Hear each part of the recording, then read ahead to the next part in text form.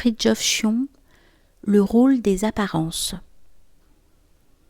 Pour l'exotérisme, les apparences ont peu d'importance, à moins que la révélation ou la tradition ne s'en occupe à un certain degré. Pour l'ésotérisme de principe, au contraire, les apparences ont toute l'importance qui résulte de leur nature d'une part et de celle de l'homme d'autre part.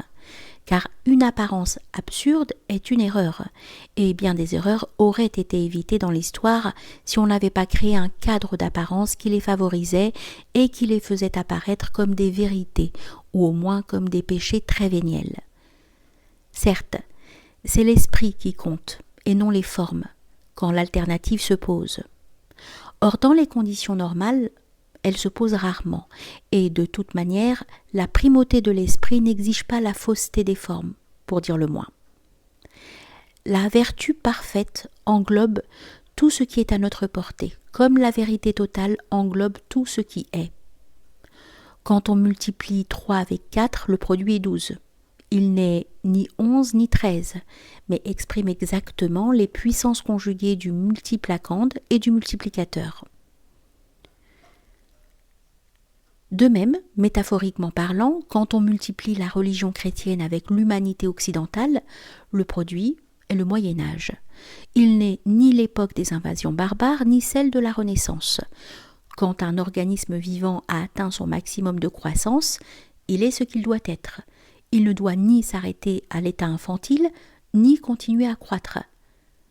La norme n'est pas dans l'hypertrophie, elle est à la limite exact du développement normal. Il en est de même des civilisations. Si nous comparons Saint Louis et Louis XIV, nous pouvons évidemment nous borner à dire qu'ils représentent des époques différentes, ce qui est soit un truisme, soit une erreur. C'est un truisme de relever que chaque homme vit dans son époque, et c'est une erreur de déclarer que la différence entre les deux rois de France, ou plus précisément entre les mondes dans lesquels ils vivent et qu'ils incarnent, n'est qu'une différence de temps.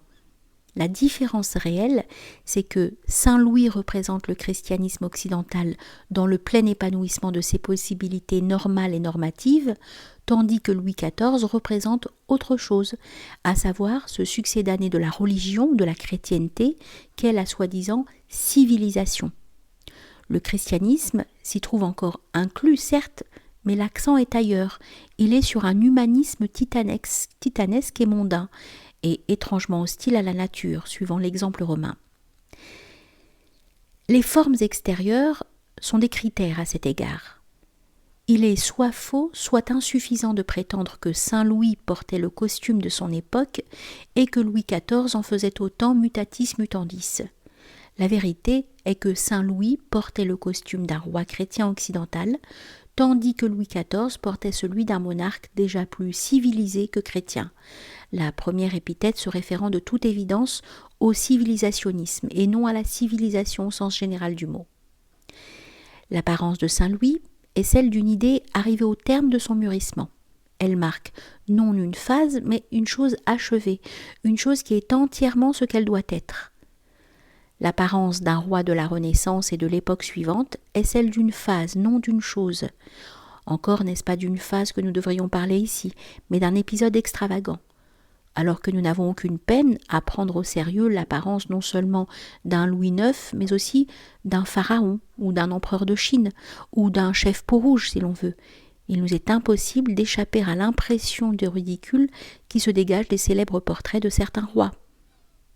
Ces portraits, ou plutôt ces poses et ces accoutrements qu'ils fixent sans humour et sans pitié, sont censés combiner toutes les sublimités imaginables et inconciliables en une seule formule, car on ne peut tout avoir à la fois. On ne peut cumuler la splendeur hiératique et quasi incorporelle d'un empereur chrétien avec la splendeur nue et paradisiaque d'un héros antique. Saint Louis, ou tout autre prince chrétien de son époque, pourrait figurer parmi les rois et les reines, en forme de colonne, de la cathédrale de Chartres. Les rois plus tardifs et plus marqués par une mondanité envahissante seraient impensables comme statue sacrée. Ce n'est pas à dire que tous les princes du Moyen-Âge furent individuellement meilleurs que ceux de la Renaissance ou des époques suivantes, mais là n'est évidemment pas la question. Il s'agit ici uniquement de l'allure et du costume en tant que manifestation adéquate d'une norme à la fois religieuse et ethnique, donc d'un idéal qui allie le divin et l'humain. Le roi, comme le pontife, n'est pas qu'un fonctionnaire, il est aussi, par sa position centrale même, un objet de contemplation au sens du terme sanskrit darshan. Bénéficier du darshan d'un saint, c'est se pénétrer des impondérables de son apparence, sinon du symbolisme de son costume pontifical, le cas échéant. Saint Louis est un des souverains qui incarne spirituellement l'idéal qu'il représente, pour ainsi dire liturgiquement, alors que la plupart des autres princes médiévaux représentent cet idéal au moins de la seconde façon, ce qui, nous le répétons, est loin d'être sans importance au point de vue de l'intelligibilité concrète de la fonction royale, avec des sous-entendus à la fois terrestres et célestes. Quand on compare les différents costumes européens à travers les siècles, on est frappé par la mondanisation qui intervient vers la fin du Moyen-Âge, et on s'étonne que des hommes croyants et censés craindre Dieu aient pu être à tel point dupes de leur vanité, de leur suffisance, de leur manque de sens critique et d'imagination spirituelle ou de dignité tout court. Le costume féminin, soit princier, soit simplement moyen, garde sa sobre beauté jusqu'à la fin du XIVe siècle environ, puis devient compliqué, prétentieux, extravagant, avec certaines exceptions intermittentes, souvent trop somptueuses du reste, pour aboutir au XVIIIe siècle à un comble inhumain de boursouflure et de perversité. Puis on revient, après la Révolution, à la simplicité antique, mais en s'enfonçant ensuite dans des excès nouveaux, dont l'esprit plus ou moins démocratique n'empêche pas la complication et le grotesque. Bref, une prétention mondaine dépourvue de toute candeur.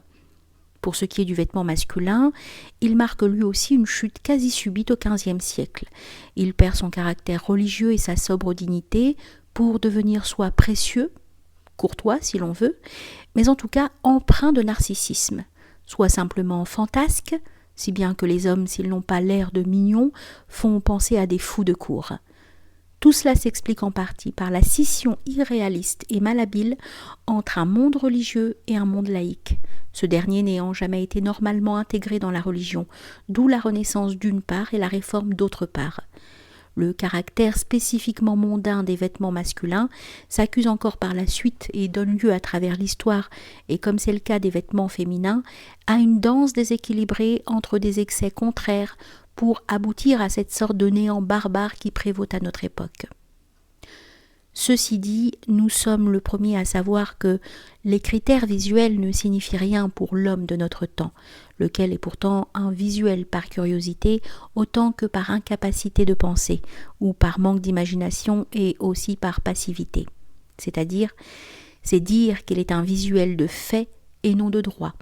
Le monde moderne, engagé sans espoir sur la pente d'une laideur sans remède, a furieusement aboli et la notion de beauté et la critériologie des formes. C'est pour nous une raison de plus d'user de cet argument, qui est comme le pôle complémentaire extérieur de l'orthodoxie métaphysique, car comme nous l'avons rappelé ailleurs dans cette même connexion, les extrêmes se touchent. Il n'est pas question pour nous de réduire les formes culturelles ou les formes tout court objectivement à des hasards et subjectivement à des goûts. Le beau est le rayonnement du vrai. C'est une réalité objective que nous pouvons comprendre ou ne pas comprendre. On peut se demander ce qui serait advenu de la chrétienté latine si la Renaissance ne l'avait pas poignardée. Sans doute elle aurait eu le même sort que les civilisations orientales.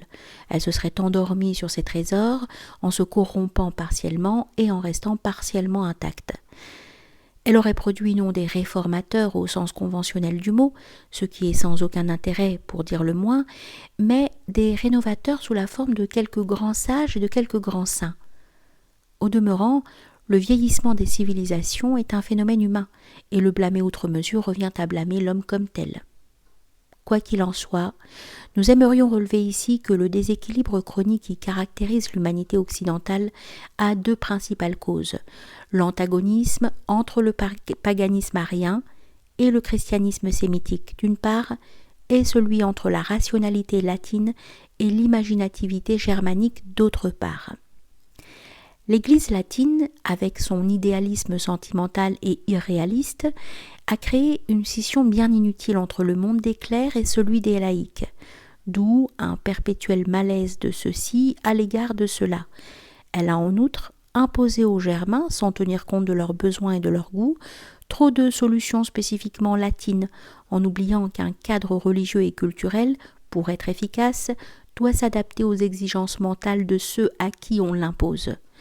Et comme chez les Européens les dons créateurs l'emportent sur les dons contemplatifs, le rôle du christianisme eût été de rétablir l'équilibre en accentuant la contemplation et en canalisant la créativité. L'Occident excelle à brûler ce qu'il a adoré. Aussi, l'histoire de la civilisation occidentale est-elle faite de trahisons culturelles difficilement compréhensibles. On s'étonne de tant d'incompréhension, d'ingratitude et d'aveuglement, et ces trahisons apparaissent le plus visiblement de toute évidence dans leur manifestation formelle, c'est-à-dire dans l'ambiance humaine qui, dans les conditions normales, devrait suggérer une sorte de paradis terrestre ou de Jérusalem céleste, avec tout leur symbolisme béatifique et avec toute leur stabilité. La Renaissance, à son apogée, remplace le bonheur par l'orgueil. Le baroque réagit contre cet orgueil ou cette écrasante froideur par un faux bonheur coupé de ses racines divines et plein de vantardise à la fois tourmentée et délirante. La réaction à cette réaction fut un classicisme païen débouchant sur la laideur bourgeoise, informe et médiocre du XIXe siècle. Cela n'a rien à voir avec le peuple concret ni avec un artisanat populaire encore authentique, lequel reste plus ou moins en marge de l'histoire et témoigne d'une santé rustique fort éloignée de toute affectation civilisationniste. Sans doute, le monde moderne représente une possibilité de déséquilibre et de déviation qui ne pouvait pas ne point se manifester à son heure. Mais l'inéluctabilité métaphysique d'un phénomène ne doit pas nous empêcher de constater ce qu'il est en lui-même, ni nous autoriser à le prendre pour ce qu'il n'est pas, d'autant que la vérité est par définition constructive, d'une manière soit directe, soit indirecte. Même la vérité en apparence, la plus inefficace, à défaut de pouvoir changer le monde, nous aidera toujours en quelque manière à demeurer ou à devenir ce que nous devons être en face de Dieu.